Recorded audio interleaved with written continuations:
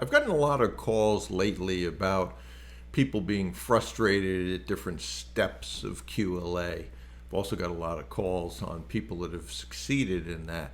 And I wanted to spend a few minutes and I'll do a little reading here, to talk about a couple of very, very successful people and the failures they had along the way in terms of eventually having great success. And my marketing director sent me a piece on Reggie Jackson. Many of you may not know him, but in American baseball, he was known as Mr. October because he came through so many times during the playoffs. But Mr. October, Reggie Jackson, became the first Major League ball player to strike out 2,000 times. He holds the record to this day with 2,597 strikeouts.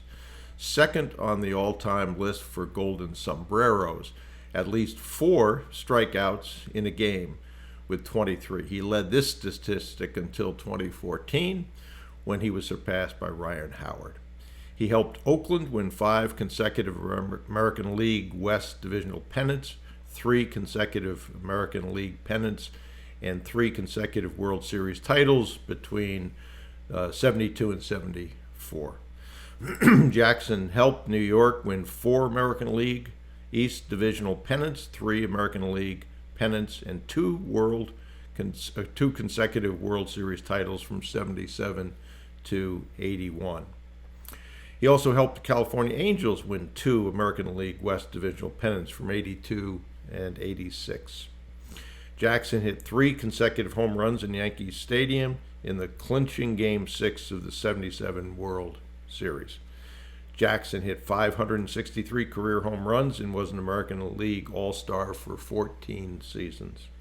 He won 2 Silver Slugger Awards, the American League Most Valuable Player Award in 73, 2 World Series MVP awards, and the Babe Ruth Award in 1977. Jackson led his teams to first place 10 times over his 21-year career. The Yankees in Athletic retired his team uniform number in 1993 and 2004. Jackson played 21 seasons and reached the postseason in 11 of them, winning 6 pennants and 5 World Series. He maintained a 490 career slugging percentage, being named to 14 All-Star teams. Jackson was the first major leaguer to hit 100 home runs for 3 different clubs, having hit over 100 for the Athletics, Yankees, and Angels. He is the only player in the 500 home run club that never had consecutive 30 home run seasons in a career. And then, interestingly enough, someone, you may not know Reggie Jackson, but you probably have heard about Babe Ruth. George Herman Ruth, better known as Babe Ruth, was a man that helped to popularize not only the legacy of the Yankees and their notorious Murderers Row in 1927, but the sport of baseball as a whole. Although you'd associate Ruth more with record-setting home runs, how many times did he strike out? Babe Ruth had a total of 1,330 strikeouts in his career. Ruth actually held the record for that number of times that he struck out, a record that would remain unbroken for 30 years until Reggie Jackson broke it. Ruth's history of strikeouts is directly correlated with his legacy of home runs in the sport of baseball. The reason for the huge amount of strikeouts that he racked up over the course of his career wasn't a slight on him as a player. It was a symptom of how he changed the game of baseball forever with an impetuous new style that relied on exciting plays and risk-taking. Sounds familiar in QLA, doesn't it? When Ruth stepped up to the plate, it wasn't with the intention of playing a conservative game, and it wasn't with the protection of the plate being at the forefront of his mind. Ruth's plan was to hit that ball as hard and fast as he could. His intention was clear. He was going to knock the ball out of the park, and if doing that took a couple of strikeouts, then as far as Ruth was concerned, that was the price that had to be paid. A strikeout was no longer a failure. It was just a minor inconvenience.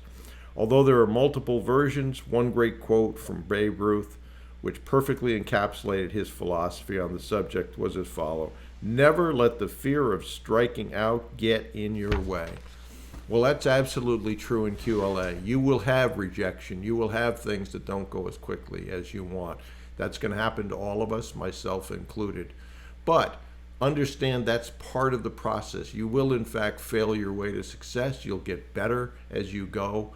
And people will only remember the successes. They won't remember the failures. Reggie Jackson is remembered as Mr. October. Babe Ruth for the amount of home runs he hit. So I would encourage you to take this as a lesson and apply it to what you're doing in QLA. The key is massive action. And most of the time when people get frustrated, they stop taking action, which then just perpetuates it. So massive action, kissing frogs, that has been the key to success in QLA.